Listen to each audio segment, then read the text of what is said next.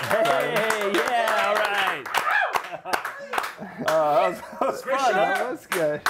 Let's do that again. Let's do that again, everybody. Whoa. All your fans are trying to come in, man. It's Everyone's sold out of cheering. here. You can't fit anybody else in this room. That's how popular this podcast has become, and/or that's how small the room has become that we taped the podcast in. But it's sold out. That's all that matters. Yeah, right. I think we're expecting a excited. sold-out crowd Saturday night for Glory 45 in Amsterdam. Joe just came back from the red light district. What'd you learn, Joe? Very good question. Put it this way, I had a very good teacher that knew the streets very well. Really? His last name rhymes with Isham, and he was a good tour guide of Amsterdam. He knew all the good spots. Yeah, so We had a won't say his name. We had a great Italian meal down there, did we not? We did. Had some pizza. And What'd you that's- eat? What did you have? What was their name? So stupid. Yeah, Todd. That was so stupid. Okay, can we talk about fighting for a minute? I think so. All right. What fight are you excited for? Here's what I'm excited about. Okay. Oh, you're thinking this is something's Listen, coming up. I just called a fight with Dan Hardy in Japan. Oh, right? Here we go. And Dan Hardy said, one day I'd like to fight in Glory. Oh. One fight. And I said, really? He goes, yeah. He goes, who should I fight? I go, I don't know. So I say to Joseph Valtellini, did you know Dan Hardy said he might want to fight for Glory one day, have a fight or something? And Joe said, quote, what'd you say? Oh, apparently it's your story that it was supposed to be I will between come me and out you. of retirement to fight Dan Hardy at Glory. I would. Is that true? I would. Oh, see, they like it. What would happen? I would destroy him. Of course I would. Why is John laughing? English guy over there? They don't believe in you, man. Yeah. Would you come out of retirement to fight Dan Hardy? I would like to. If it would be a fight that would be worth it. Worth what? Your health? Your future health? No, it'd be more of an appealing fight for me. Because he's got a big UFC name. It's a name that I think would be, I wouldn't say it would be an easy win, but it would be pretty easy for me. But But you haven't seen him kickbox. You've seen him in the... to. Really? I don't need to see him kickbox. Is he the only fighter you'd come out of retirement for? I don't even know. It would be give us worth a name. it, though. Give us a It name would of be somebody worth that it. did that. If they wanted to fight you, They would have to have a huge name. give us a huge name. Call somebody out, man. Chuck Liddell? That's fine. That'd be fun.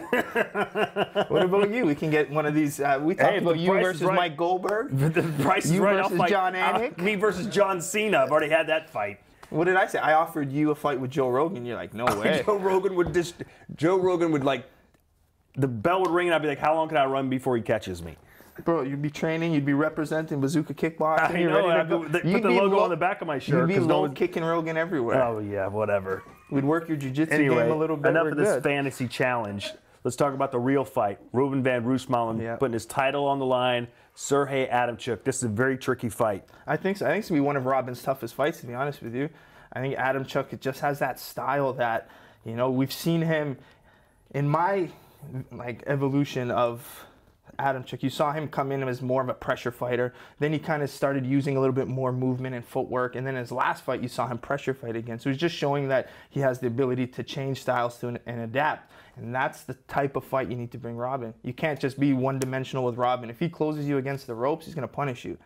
He's going to put a beating on you. So Adamchuk's going to have to move sometimes, and he's going to have to pressure. But I think he's the guy that's going to give Robin one of his toughest fights. And he's had a tough one in his last one.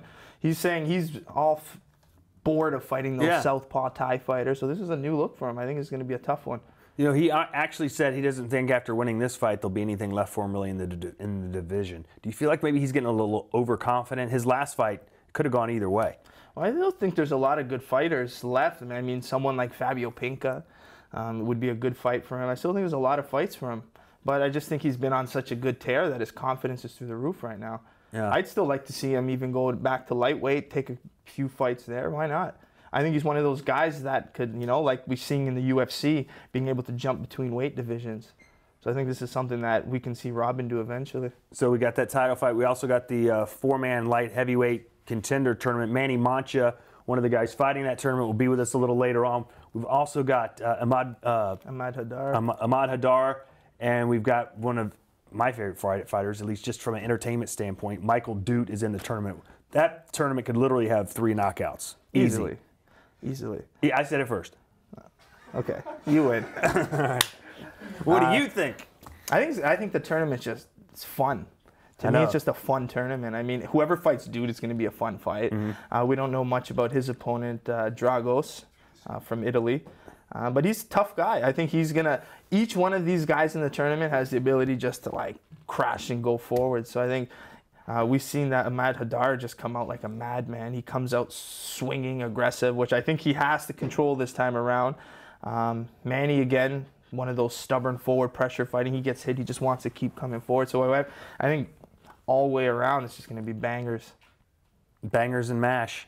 That's what he eats. John. Every day. You like mashed potatoes. What is Fish that? and chips. Fish and chips, bangers and mash. What's that? Sausage and what? Mashed potato. You love mashed See, potatoes, makes you huh? think He I orders like mashed potatoes every time he goes You out. also love spotted dick. now. Whoa. Only on the weekends. What is spotted dick? It's a type of it's an old-fashioned dish. I think it's like a cake. Cake? A cake with raisins in it. No, a cake with raisins in it. That makes a lot of sense. Hey, it looks like a spotted dick. Oh, put it in my mouth. Yum. Tasty. Oh my God. What's this going into? Speaking of tasty, Hesty Gerges Yeah, that's a good one. a deli in Amsterdam, and that is a true story. And Segue. that was a perfect segue. Hesty Gerges in the main event. Co-main event. Co-main event. Co-main event of our he Super got Fight moved. Series. Well, because the main event got I canceled. think he's the co-main event of the main card now. Yeah. He's the co-main event of the main card. Whatever. He's got something / main event in front of his name. Yeah. He's taking on Brestovac. What are your thoughts on the big boys? I think it's a good fight just because it's a different look. I mean, a lot of time Gerges fights guys and it's very like messy. He brings like close range fighting. He gets in your face. He throws his low kicks. But Brestovac is a guy that'll keep a little bit more space. He'll throw his left kick. In his last fight, we saw him knock out Jafar Wilness with a head kick. He's a southpaw, he hates being related to him, but, he's Croatian, he's southpaw, and he's got a dangerous left kick. So first thing you think about is Crow Cop. But we asked him today in our interviews, he actually hates being related because he wants to have his own identity, but it's hard when your left high kick is your best weapon and you're Croatian. But we'll see. I think it's gonna be a tough fight for Gerges. He's undefeated in Amsterdam. It's his home city. Yeah. He's one of these guys that's proud to be from Amsterdam. Why wouldn't you be proud of it? Yeah, he loves it. He was saying a lot Speaking of of guys like to Glory get out of the shirt, red light district. Amsterdam, you can buy it on gloryshop.com. Yeah. You're all about the plugs today, eh? We've got to sell merch, bro. BazookaSquad.com. Would prefer that we sell our company merch, but whatever you got to do, Joe. Whatever pays your bills. I want a Todd Grisham shirt. Don't worry about everybody else in here. What about Todd Grisham shirts? Todd Grisham shirts, they wouldn't sell well at all, I don't think. I have a Bazooka hat coming for you. Yeah. Yeah. Thank you for Knock that. on it, but yeah, you don't want to promote my stuff? No hat. I said, well done. I want Joe. a Todd Grisham hat. Make one. I'll just say G on it. OG? Just G. Okay. For Grisham, it's my last name. All right, what are the best fight on the card? I'm looking forward to two young Dutch kids, Double Z, Zakaria Zugari, versus Massaro Glunder. That's the fight I'm pumped for. If I had to put money down, that will be the fight of the night. Glunder said, listen, he just wants me to stand there and trade with him and throw bombs, but I'm not going to do that. I'm not stupid. But everyone seems to think he will. What do you think? What do you think will happen? I think Massaro may move a little bit, try, but I think he's just that emotional guy. I think his best weapon in this fight would be to stay close to Zugari and pressure fight him. And I think the Mike's Gym style is it's going to be hard to not be able to come forward and pressure. So I think it's just literally going to be two young athletic kids. I think they're both 23 years old, both athletic, both aggressive, both like to come forward. Easily fight of the night. They're just going to sit and exchange. Yeah. I can't wait to see that fight. What did you think of Gokhan Saki this weekend? I think that what happened was supposed to happen. You got to call this fight. Yeah, it was awesome. Yeah, it was great. I mean, I think the way I put it is, he's a kickboxer. He showcased his striking by getting the knockout. So I think the kickboxing community is happy that we got the knockout. I say we because I think that the community as a whole was, rallying behind him, being like, hey, kickboxing versus MMA, and we wanted to show kickboxing. So I think he did well in getting the knockout, but he showed signs of fatigue from the wrestling, the clinching, and even in his fights he was saying, I'm not used to the clinching. In Glory rules, there's no clinching. Not so to in the mention, last so many years, instead of 3-minute rounds, he's going 5 minute rounds with more clinching, with more takedown defense. So, and he was saying in his post-fight interview, he barely trained. I don't think he put on even an MMA glove for this. So I think now he's going to have to start taking his training serious. In the hotel lobby, the Tokyo Hilton hotel lobby, I saw him and I said, so how's it going, defending takedowns? He pulls out his phone and shows me video after video of him after defending video. takedowns? Him defending takedowns, wrestling with these big Turkish Olympic heavyweights, so I know he put the work in. Yeah, so he's just trying to pretend like he's not I putting guess, it yeah. Make it seem like he can get that much better. I don't know, unless he was showing me just like CGI stuff. Yeah. But it looked like him. Did you like Tokyo? I love Tokyo. That was probably my favorite city. I fought there at Glory 13, and I want to go back. Yeah, that's where you fought Holskin in the final, right? Yeah. And Raymond Daniels in the first fight. It was a tournament. Right. You went there for what? Was it Glory 13. 6 also? No, that was in Istanbul. I thought Glory. That's where I first met Saki. That's where I got to meet Saki. Tokyo? Glory 4 Glory again, 4. yeah, Tokyo. Yeah, because Saki fought on that card in the Saitama Super Arena, which is where UFC just was. Yeah. And he fought Sammy Schilt. Yeah. I think it was a tournament in the Tokyo. Yeah. It's incredible. It's like an 8-man, 16-man, yeah. Yeah. I mean, Saki's not that much bigger than you. Can you imagine fighting Sammy Schilt? You versus Sammy Schilt? Yeah. Actually, he was in the lobby of the hotel the day after the tournament, and he said, like, as a heavyweight, I was always kind of coming up and looking at Sammy Schilt, and I was thinking, because I'm the smallest heavyweight, that fighting Sammy would be, a really, really big challenge. And he said, now I'd fight him right now. I'd fight him again tomorrow. He didn't hurt me at all. A lot of guys fight, Semi, and they learn so much from it.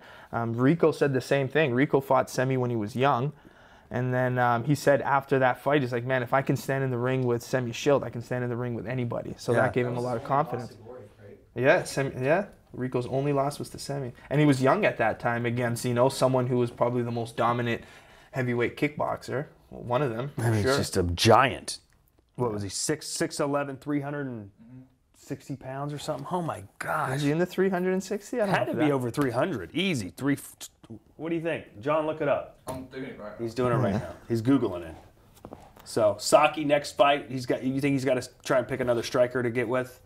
Yeah, for sure. He's not ready for a ground game. You got to think, man. Like a lot of these guys in the UFC have been wrestling as their base since they were 4 years old. The guy he fought was a brown belt in jiu-jitsu. He did try to take him down. Brown?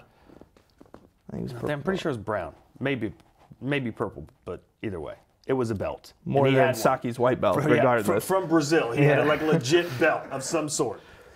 Anyway, he tried to take Saki down several times and couldn't get him down. So Saki's takedown defense is that good. I mean, Damian Maia couldn't take down Tyron Woodley. Remember that fight? I saw that. So, I mean, if you can get those guys on their feet, that's when you can just pick them apart. Maybe because he's Brazilian, maybe it was just jiu-jitsu, maybe his wrestling wasn't good. I don't know. Yeah.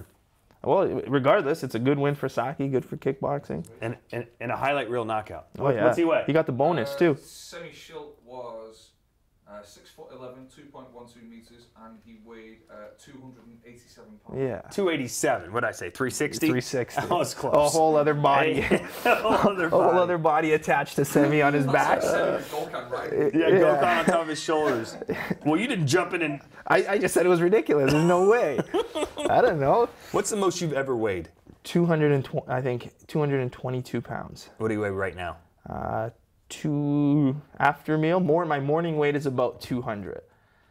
My night weight's probably 205. Oh my God, ask any fighter. It's funny. You can ask any fighter, and it's so like crazy. Ask any fighter who's like you're like a bulimic teenager. Oh, in the morning I weigh 110, and at night I weigh 112. You honestly, I swear to you, fighting. You develop like eating and body dysmorphia through fighting. Really? Because when you fight, you got to think all the pictures people are seeing. You're all ripped up. You're with James Law, oiled up, all greased up for the photo shoot. You're in your best shape of your life, and then off camp and you're eating. You got a little gut. And you're not as ripped, and you're like, I'm gonna take my shirt off now. Everyone expects me to look like that. You remember when the Ultimate Warrior was gone for a while, and he came back and he started wearing the bodysuit, like the muscle bodysuit? Did he? I don't remember that. Yeah, with the T-shirt on, because he wasn't quite in shape. And he's like, yeah, you get muscle dysmorphia, man.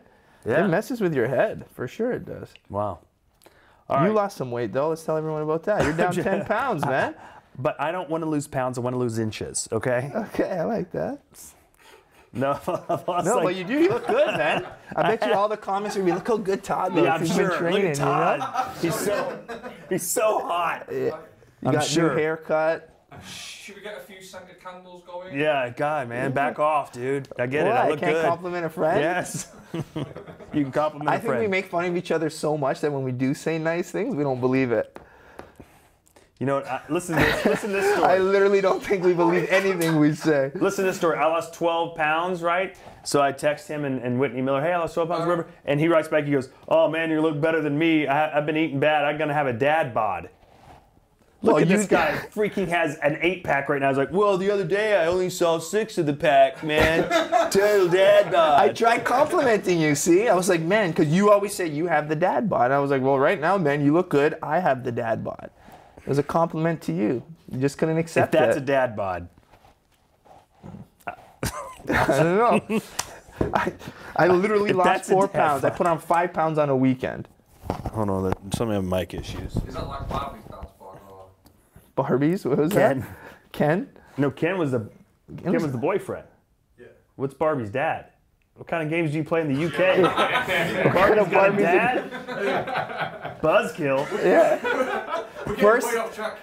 First we the bring up Barbie the Dan Dreamhouse. Hardy thing, and he's like, I want Barbie's dad's trailer. yeah. John's honest today, huh? He is honest. You ready to bring in Manny Mancha? Let's Ready to do get it. this thing going? Okay. And without further ado, look who's in the house. He is the only American fighting on tomorrow's card, actually be Saturday's card.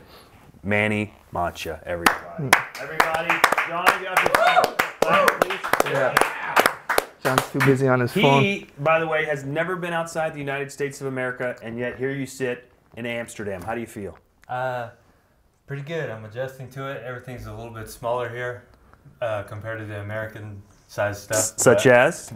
My bed. It's weird, man. Do you have like one of those? I have a king size bed, but really it's 2 single beds together. So I'm only sleeping on one of the single beds. I have 2 single beds, but there's like this much space, so I'm laying right next to the homie. We'll stop that conversation right there. But you now have to weigh 209 for the fight Saturday. Correct. You're light heavyweight. You used to weigh 330 pounds. You lost it all. And you weren't like a big bulky guy either, right? We had probably a lot of chub, a little bit of chub. I'd say probably more of a lot of. Yeah? Yeah. What's the most you ever ate at one sitting? I was watching the show yesterday called My 600-Pound Life. Yeah. And there's somebody eating a meal, and I was just like, that'd be easy for me. Like, it was That would like be easy. 5 Hot Pockets or something like that, and then like nachos. I was like, I could do that probably right now if I needed to. Did you ever eat a whole bucket of chicken? Yeah. Obviously. Who hasn't, though? Were you playing football at that time, or was it just more of yeah. like just the eating things? Like, I bulked up a lot for football, but then after I stopped playing football, I wasn't active at all. So when I was playing football, I was about 290. And then from there, not being active at all, I just put on more did you weight. test your 40 time when you were that weight? Yeah, curious. actually, Do you remember what it was? Yeah, it was sub 5.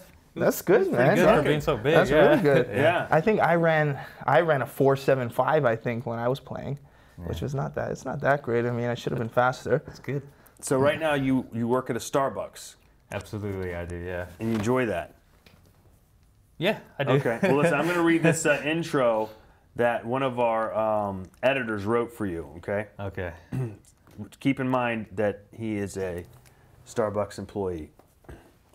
All-Americano mountain man and full-time barista Manny Mancha is looking for a single shot at the cream of the division and won't latte anyone stand in his path. The crowd are frothing with anticipation. It's like the worst thing I've ever heard. Well, that's your intro, man. Oh, man, that's it. I burned my voice on it. When I'm at work, like barely anybody knows I even fight professionally. And then like Why? You look like the meanest fighter I've ever seen. You look like a goofball. Yeah, everybody tells me that at work too. They're like, no, you don't fight. I'm like, okay, sorry, here's your latte. But Todd was But, trying yeah. to give you a nickname, eh? What did? I heard, yeah. Yeah. That was- But listen, That all right, let's do What, it. Manny the Mochaccino? What, like you get No, some listen. bad ones, man. He has no nickname, and you're just Manny Mancha. So here's how he'll be introduced. Ladies and gentlemen, please welcome. What city are you from? Madeira. Please welcome from Madera, California, Manny Mancha, right? But I said, look, since you're from Madero, why don't you become Triple M. Manny Mancha Triple M. Right? He didn't like it though. I don't Look, let's let it sink in. Ladies and gentlemen, I give you Triple M Manny. What city are you from? Mancha. I do like the Triple M thing because I feel like that has potential, but A different M for the middle one. yeah. You didn't like Mountain Man? Man Child? That's four Mochaccino. M's, right? Oh, that's true. Quadruple M. Hey, but you also have like a farm at home, don't you? Not a farm per se. Close I enough. just got a lot of animals. What's yeah. a lot? Like around 15. Give or take. My wife would know. My wife is the one that basically runs my life. So with her, then you got 16. Yeah. Well, wait. Is Or my does wife she? an animal? Yeah. We're all animals, aren't we? All right, so you're fighting in a tournament on Saturday. How excited are you in a tournament that includes a man named Michael Dute? If you fight Michael Dute, holy cow. Yeah, that'd be intense. Seeing as how I've been seeing him in like a Glory highlights since I was like 330 pounds. So it's pretty surreal to like go from like sitting on the couch watching to potentially fighting, you know. I mean, but you have a tough kid in your first fight. Imad Haddar is 19 years old. I'm not even thinking about that second fight yet. I mean, I'll be happy if I get to the second fight, but I got one thing I'm worried about right now. I mean, Haddar's got a lot of power, too. He's a nasty guy. They were trying to say he's like, because I think in his first pro fight, he came out with like a spinning hook kick. So they're saying, oh, this guy's Moroccan, the next Badr Hari. Then he didn't have a successful debut, but I know he's motivated. And I think this whole tournament is a bunch of motivated guys. Yeah, well, we're not out there to shake hands until afterwards, you know. Obviously he's there to knock my block off, and I'm there to do the same. So Does his age have a factor? You're like, oh, this kid's only 19 years old.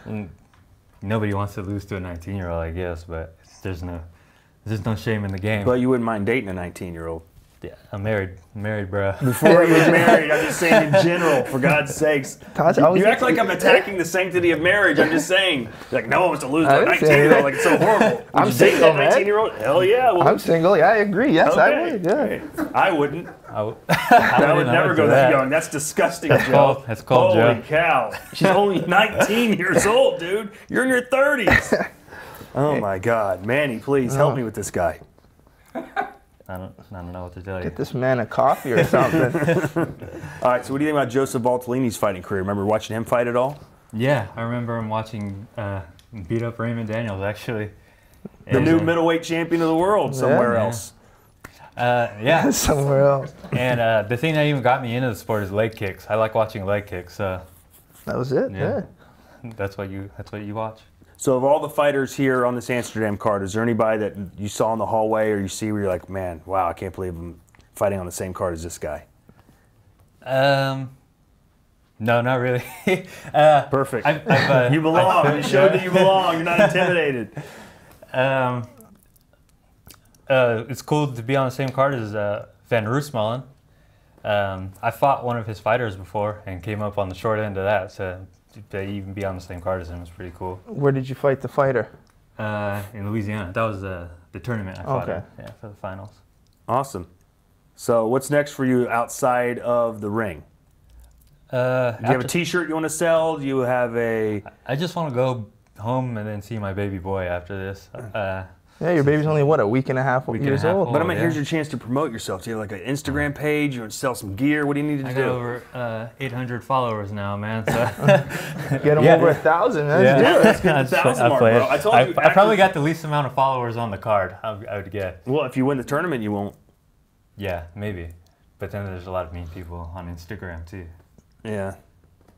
You'll Mean be people okay. everywhere. we went to way back Bill, USA. Let's talk about your childhood. I don't have a lot of followers now, but like I'll go on there and people will be like, "You're about to get knocked out, bro." You can't let those people bother you, man.